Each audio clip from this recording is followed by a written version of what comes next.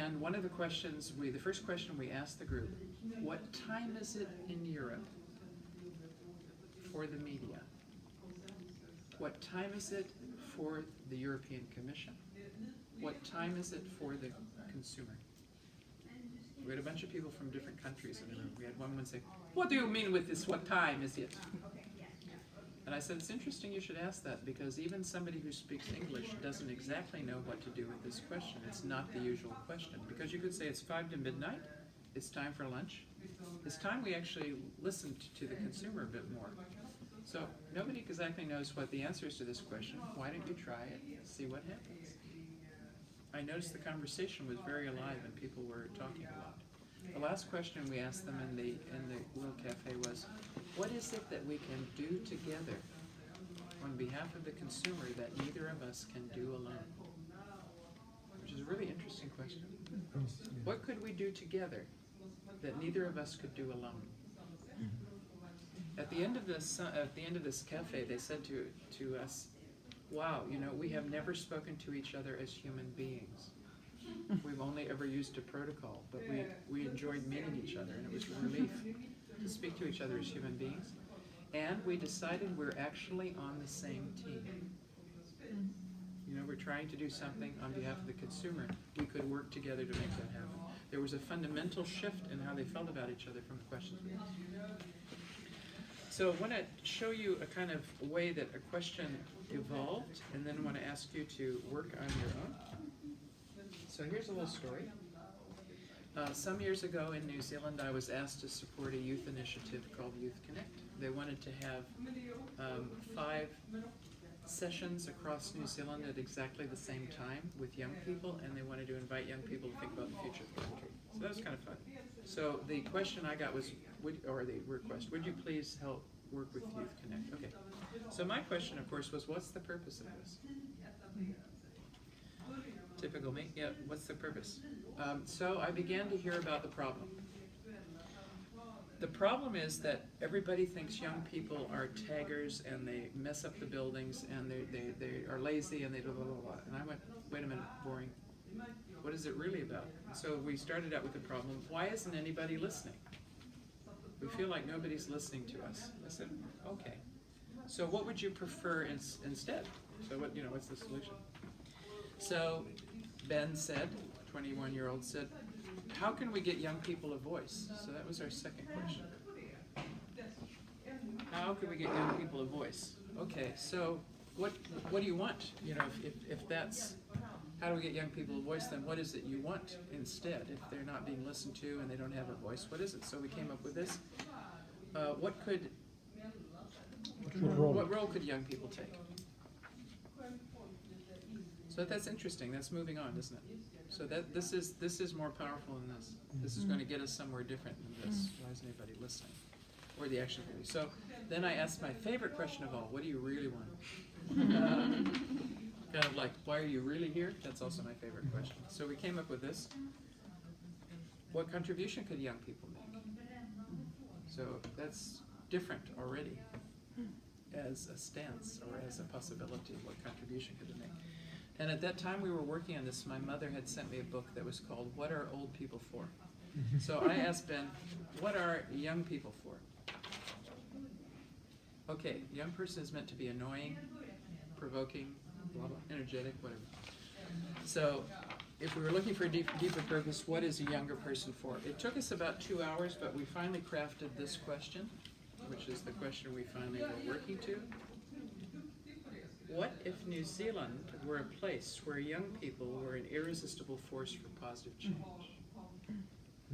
You see the categorical difference between that and that?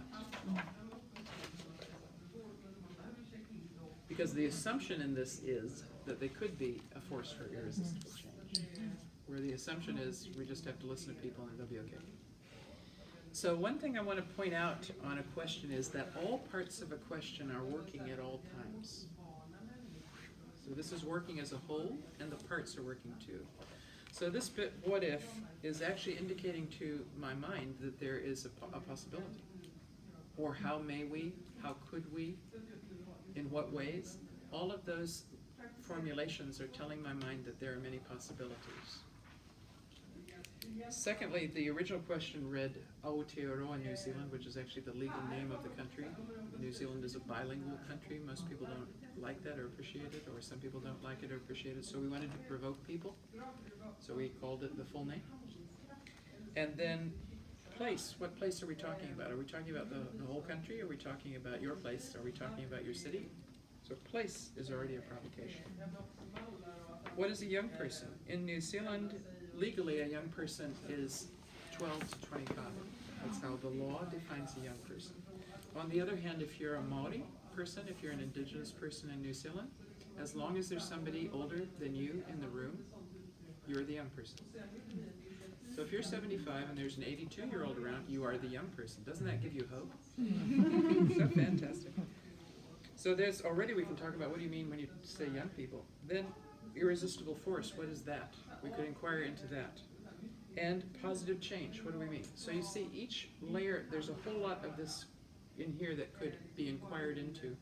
So the reason this question is powerful is not only because of the assumption underneath it and what it's provoking you to think might be possible, but also that all parts of it could be inquired into. This is a question that could live for a long time. It could dance with you for a long time. And we created it like that, so it would happen like that. So it's not just a throwaway question only for the moment. This was intended to be a question that would keep working. And if you put it up on your wall, it would keep working. It would keep provoking you to think of a new level. So what I want to invite you to do is take a Post-it note, here's some bigger ones, and write a question that you would like to work with. And we're going to work as a question crafting community in just a moment. So could you take the next minute? Can it be, which question? Anything. It can be a Okay. private one, a business one, doesn't matter. Just one you want to work with.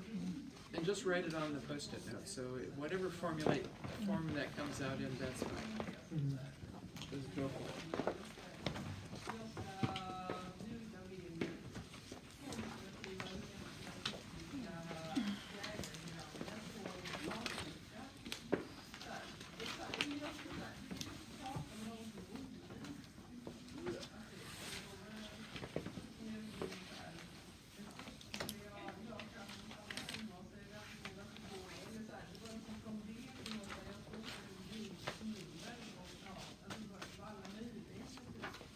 English or Swedish? Or? I think Swedish. So to do translation, so I can demonstrate that you can, because you're going to help each other.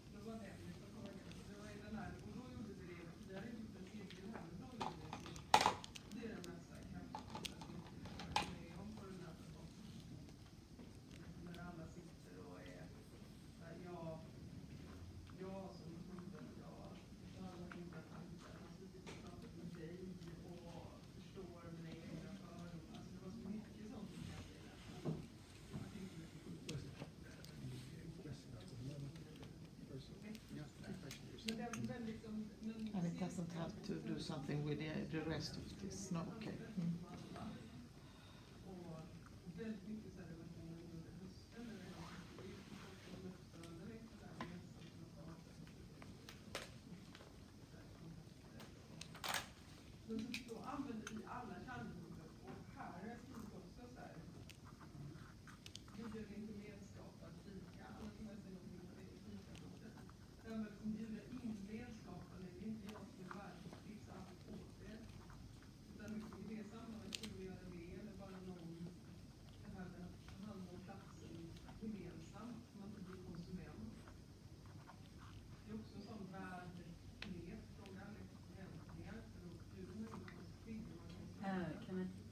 Can it be a question that you are thinking about in your daily? Is it supposed to apply to this situation or context?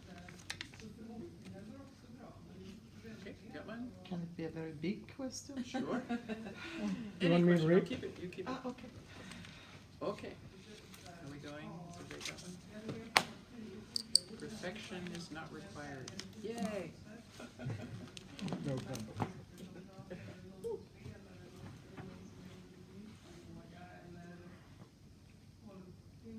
All we're looking for is a start.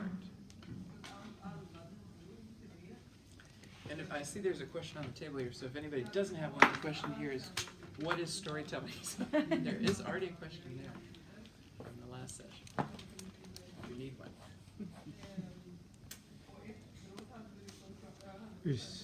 It's like intense, everyone has an advanced English course, not just. Yes. So what we're going to do is you're going to share your question with somebody else. Their job is to listen and to give you a question in return.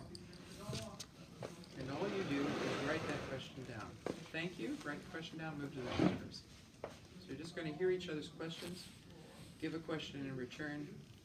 So you just make a note of that, and then you can see at the end of listening to a few people, what have I seen about my question? How does my question need to change?